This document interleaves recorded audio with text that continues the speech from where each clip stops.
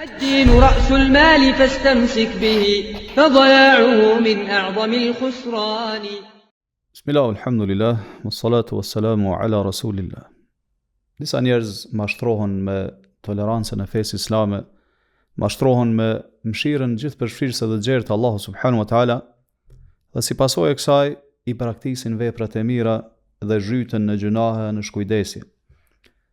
Si pasojë e kësaj ata nuk i kushtojnë vëmendje këshillave, kërcënimeve dhe udhëzimeve të Kuranit. Për këtë arsye Allahu subhanahu wa taala na ka paralajmëruar nga këto çaste të shkujdesit dhe gafletit që e ka plojë njeriu, na ka paralajmëruar nga ky keq kuptim dhe ka thënë ja ayyuhal insanu ma gharraka bi rabbikal karim. O njeri, po ç'të mashtroi ty karshi Zotit tënd i cili është bujar e fisnik. Ky ajet është friksim dhe është kërcënim nga Allahu subhanahu wa taala. Pra Allahu po na thot çfarë është ajo që ty të mashtroi, çfarë është ajo që ty të bëri të guximshëm që ti të tregosh i pabindur ndaj nesh, që ti të kryesh gjunahe harame. Ndërkohë që Allahu subhanahu wa taala ka zbritur fenë e tij, ka zbritur këshilla e porosi dhe ti i ke dëgjuar ato. Po ashtu ti e ke ditur se çfarë të pret pas vdekjes, se cilat janë pasojat e veprave tua të këqija.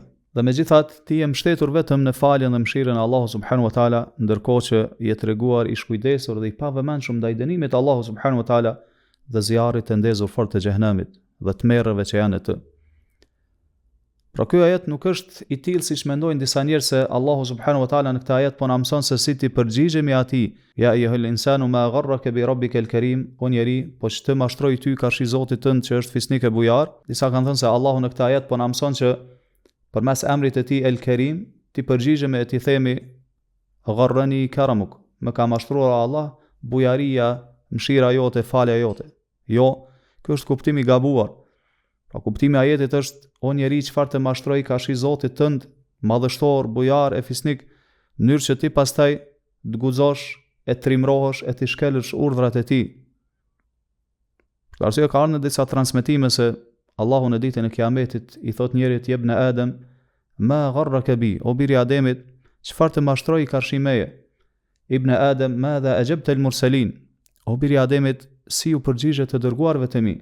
Në këtë ajet Allahu subhanahu wa taala na nxit që ne të kemi ekuilibër në adhurimet tona, që ne ta kuptojmë sakt fenë e Allahu subhanahu wa taala. Pra të kemi ekuilibër në jetën tonë, pra ashtu siç ti shpreson mëshirën e Allahu subhanahu wa taala, ashtu siç ti lakmon në bujarinë dhe fisnikrinë e Allahut, faljen e gjunaheve, po ashtu në anën tjetër frikson nga dënimi i tij. Ki kujdes nga ato gjëra që e zemrojnë dhe hidhrojnë Allahun subhanahu wa taala, sepse Allahu nuk është i pavëmendshëm e i shkujdesën ndaj asaj që ne e bëjmë. Në një hadith të saktë që përcillet nga Anas ibn Malik radhiyallahu an, përmendet se pejgamberi sallallahu alaihi wasallam hyri ta vizitonte një djalosh të ri i cili ishte në çastet e vdekjes dhe i tha kejfe tajiduk, si je, si ndjehesh? Ai tha arju Allaha wa akhafu dhunubi. Tha shpresoj në faljen dhe mëshirën e Allahut, mirë po të njëjtën kohë edhe po friksohem nga gjunahet e mia. Atëherë pejgamberi sallallahu alaihi wasallam i tha la yajtami'ani fi qalbi 'abdin fi mithli hadha al-mawtin. Këto dy gjëra, pra frika prej Allahut dhe shpresa në faljen e Allahut, nuk bëhen bashk në zemrën e muslimanit në këtë çast, pra në çastin e para vdekjes, në çastin e angodisë së vdekjes, illa a'tahu Allahu ma yarjuhu wa amanahu mimma yakhaf.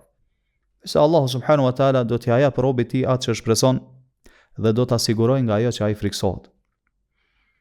Pra ne si musliman e kemi për detyrë të mbajmë mendim mirë për Allahun subhanahu wa taala.